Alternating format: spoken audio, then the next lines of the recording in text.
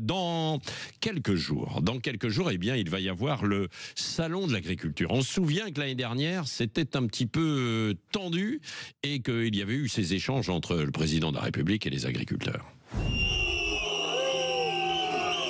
Moi, je suis du côté du calme, du civisme et du respect.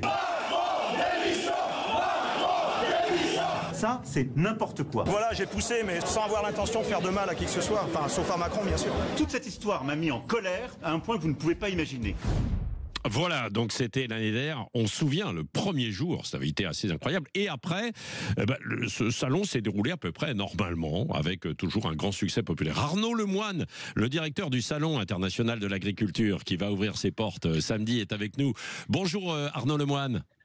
Bonjour. Bon, on a remis cette petite séquence parce que c'est vrai qu'elle avait été très marquante l'année dernière, Arnaud Lemoine. Vous étiez évidemment derrière les agriculteurs et le président de la République. C'était assez incroyable ce qui s'était passé.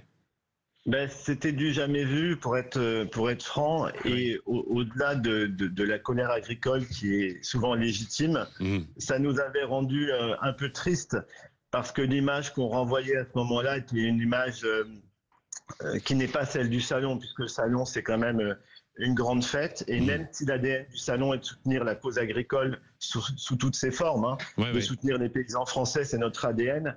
On aimerait cette année un salon serein, calme, apaisé. Ouais. Voilà. Et alors, à ce sujet, j'ai vu qu'il y allait avoir un commissariat mobile et un peu plus d'effectifs, c'est ça, pour renforcer la sécurité ? Mais écoutez, y a beaucoup de soucis au quotidien au sein de l'agriculture. C'est un grand village, c'est une grande ville. 12 000 personnes y travaillent chaque jour. Il y a 1200 exposants et 4000 animaux. Donc le commissariat mobile, c'est une façon de rapprocher la police des besoins de tous ceux qui vivent et animent le salon. On en remercie le préfet de police qui a accepté cette demande. D'ailleurs, j'en profite pour dire que pour un salon tel que celui-là, heureusement que nos relations avec la police et la préfecture de police sont bonnes. Ça fluidifie bien des choses. Et le renforcement des effectifs, je parle des effectifs du salon, des effectifs de sécurité privée. Voilà. Arnaud Lemoine, l'année dernière, il y avait une question, c'est qu'on avait l'impression que finalement ce salon, et ça a toujours été, mais ça l'est devenu au fil des années, le lieu où tous les politiques défilaient à tel point qu'ils détournaient un petit peu l'attention parfois de l'agriculture, non ? Vous avez raison, mais peut-être deux choses par rapport à ça. Évidemment, en 5 ans, on a doublé le nombre de visites politiques. On est passé d'une quarantaine à plus de 80. Alors, il ne faut pas se tromper, c'est une fierté. À tous ceux qui disent c'est pas une bonne idée, c'est pas bien, etc. Écoutez, il n'y a pas un salon au monde qui a la chance d'avoir cette forme de reconnaissance. Après, comme partout, il faut y mettre des limites. Ça reste le salon des agricultures, des agriculteurs, des paysans français, des visiteurs, bien sûr. 600 000 visiteurs. Donc, on a fait une charte cette année avec quelques nouvelles règles par rapport aux visites politiques, des règles de bon sens paysan. Du style, le salon, c'est pas comme le périph', mais si vous venez à plus de 25 en délégation, vous bloquez tout. Donc, ne venez pas au bout de 25, plus de 25. Plus de 25, bien sûr. Et sur les jeunes, parce que je sais que le salon, 600 000 à peu près visiteurs, globalement. Les jeunes, ils viennent de plus en plus. Alors, on sait aussi un peu pourquoi. C'était pour découvrir l'agriculture, mais pas seulement les bons produits et parfois les bonnes bouteilles. Qu'est-ce que vous pouvez faire face à cela ?